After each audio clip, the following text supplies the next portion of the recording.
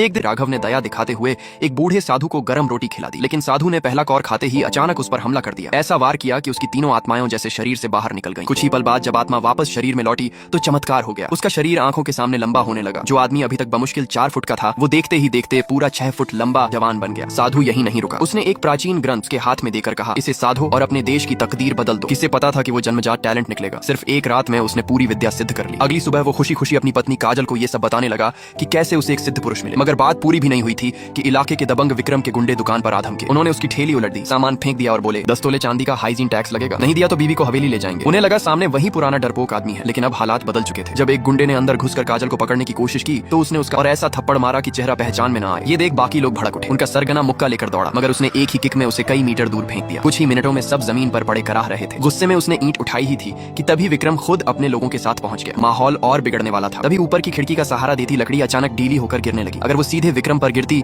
तो खेल खत्म हो जाता। उसने फुर्ती दिखाई, एक छोटा पत्थर लात से उछालकर पास खड़े आदमी के घुटने पर दे मारा। वो आदमी गिरा, विक्रम हट गया और लकड़ी उसी गुंडे को जा लगी। मुसीबत टली, लेकिन विक्रम की नजर अब ऊपर खड़ी काजल पर टिक गई। उसने फिर से हमला करने की कोशिश की, मगर इस बार एक एक ईंट में सबको ढेर कर दिया गया। हालात समझकर वो जाते जाते धमकी दे गया, लेकिन उसकी नीयत साफ थी। वो काजल को पाने का इरादा छोड़ने वाला नहीं था। उसने अपनी भरोसेमंद बुजुर्ग दलाल मालती को हुक्म दिया कि किसी भी तरह उसे फंसाया जाए। इधर राघव को उस घायल सरगना का नाम पता चला। उसे एहसास हुआ कि वो वही चालाक आदमी है जो शहर में खबरों का जाल बिछाने के लिए मशहूर है। उसके मन में तुरंत ख्याल आया, दुश्मन नहीं, इसे अपना आदमी बनाना चाहिए।